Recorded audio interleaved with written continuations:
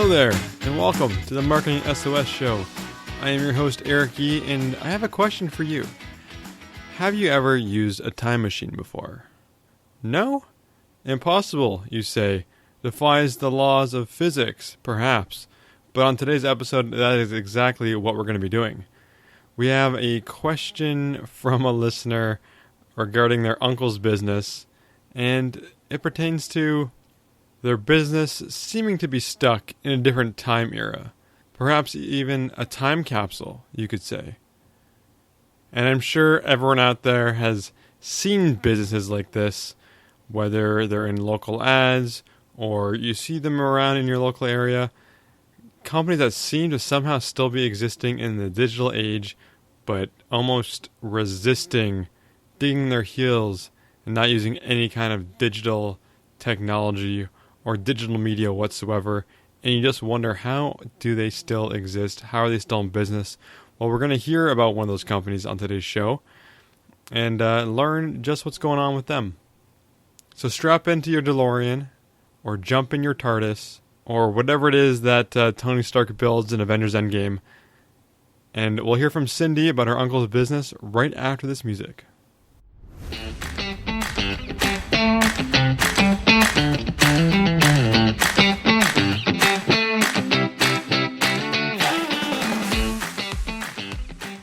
So Cindy writes, "Hi Eric, my uncle owns and operates a fairly well-known plumbing business in our local area. I've recently learned that he had to lay off a couple of his plumbers because his business is struggling. I volunteered to help out in any way that I can, and my first recommendation is that he needed a website. Unfortunately, my uncle did not like this idea. Apparently, he had thought about getting a website done a dozen years ago, and it was incredibly expensive. Right now, he advertises through the Yellow Pages and referrals. Do you think that a plumber needs a website? If so, can I convince him to get one? Will it be expensive to create one? What other recommendations do you have that could help his struggling business get more customers? Thanks for your advice. Cindy." Well, Cindy, thank you so much for the question. And yes, I think your uncle's plumbing business does 100% need a website. Now, I am by no means an expert in the area of plumbing or in really the area of home service or maintenance, and perhaps don't know a ton about how those industries work, but I think every business, regardless of how big or how small, needs a website. You need some kind of web presence. Just advertising in the Yellow Pages isn't going to do it. Yellow Page circulation is down, and the use is decreasing and will only keep decreasing as the years go on. If he has no website or no web presence, he is invisible to an entire generation of people. And more people in older generations are adopting technology. Their friends are using technology, whether it's Facebook or the internet. They're slowly getting on there, and that will only accelerate their decrease in dependency on things like the Yellow Pages. Now, referrals are always great, but it's not the best way to capture leads or to acquire new customers, which is what your uncle really needs to do. Web pages don't need to be expensive. He likely got a quote from someone or some agency looking to overcharge him. You can do it quite cheaply yourself, even if you have no technology, coding, or website building experience. I'm confident in you, Cindy. You can do this. Buy a domain name from a website like GoDaddy, the name of his business, so like joesplumbing.com or whatever it is, or a variation thereof. Maybe Joe's Plumbing Windsor or Joe's Plumbing Toronto, whatever. So buy his domain name and then build a website on a website builder like Squarespace. There is only a low monthly fee that he'll need to worry about. It should not be astronomical, and you won't need to build a whole lot of pages on his website. Something simple, a home page, a services provided page, an about section, and a contact section is probably all you really need. And you can look at other companies in other areas to see what they kind of do in similar spaces. So if you need to convince your uncle, besides just allowing him to listen to this episode, give him that analogy. He's missing an entire generation of people. Another way to convince him, Cindy, what I would do is, before you try to convince him about a website, take it on yourself. take on the costs at first and mock one out for him to show him that you can have one done for him quickly and explain the low costs compared to what he has stuck in his mind, that high astronomical cost that you mentioned. Tell him that no website is like having a store on a busy highway with no sign and no door. Customers are looking for your service, but they cannot find you. If someone is Googling for a plumber in their area, they are not going to find your uncle. And more, that's how everyone is looking for these services. So some other recommendations beyond, yes, absolutely 100% needing a website. Get his business registered on Yelp, Google Business, and Bing Business. And since you're in the USA, try to get his business on something like Angie's List or other handyman type websites like this.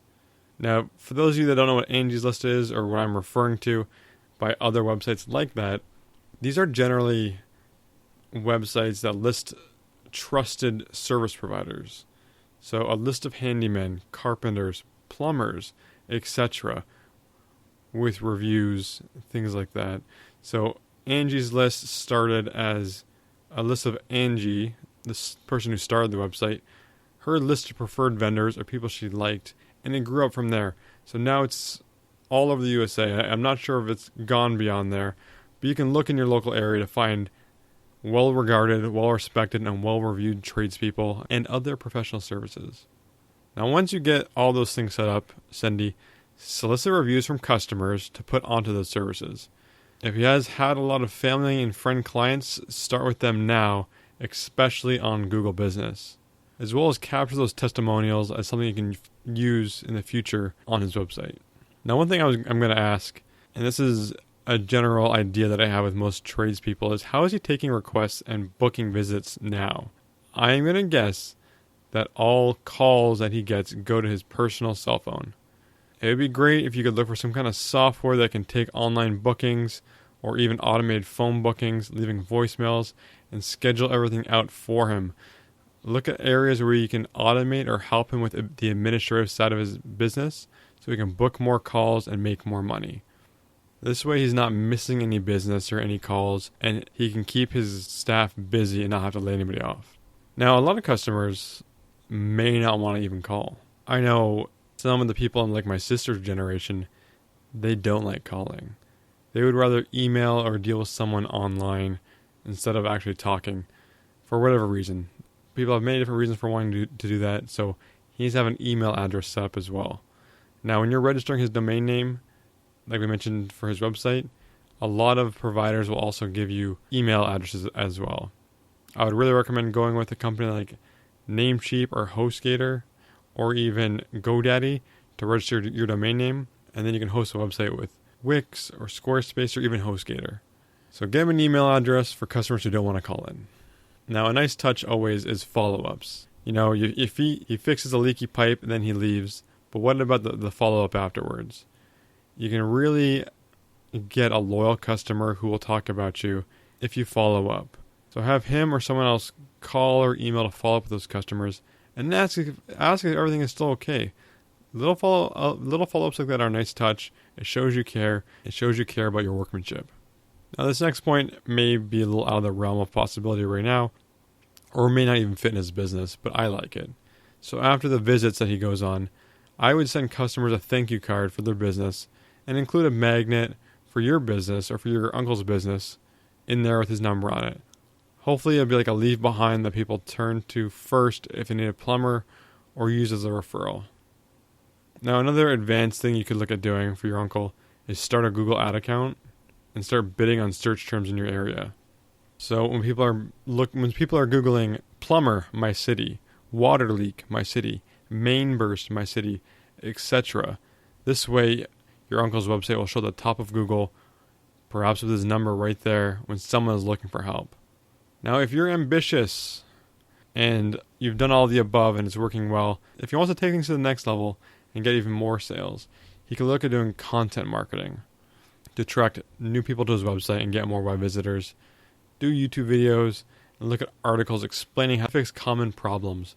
More traffic and authority, possibly more customers, are all things he's going to get from doing this.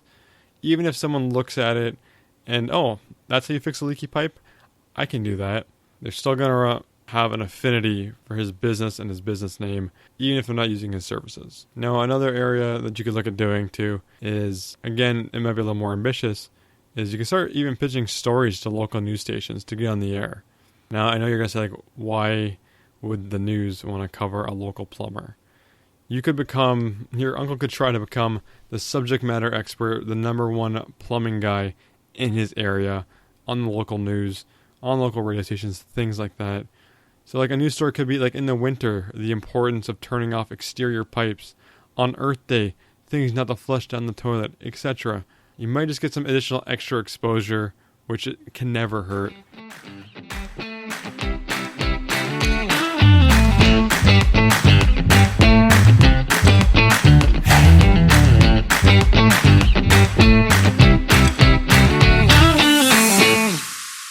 So Cindy, I hope that helps your uncle and his struggling business. Please let me know how it's going. I really want to know if you can actually convince him to allow you to build a website for him.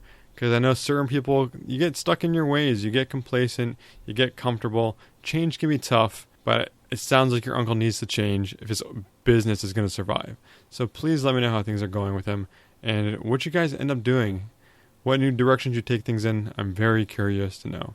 And perhaps to everyone else out there listening, do you have a similar time travel story, or maybe a time-free story where you're stuck, or someone you know's company is stuck? I am happy to help. Perhaps some of the items I've listed in this episode can help them or help you. But if you have other questions that aren't so time travel specific, please, the email is eric@marketingsos.ca. I'm here for you. I got your back. I will help you in any way I can. Thank you all so much for listening. I truly do appreciate it. And I can't wait to talk to you again in the next episode. Talk to you soon.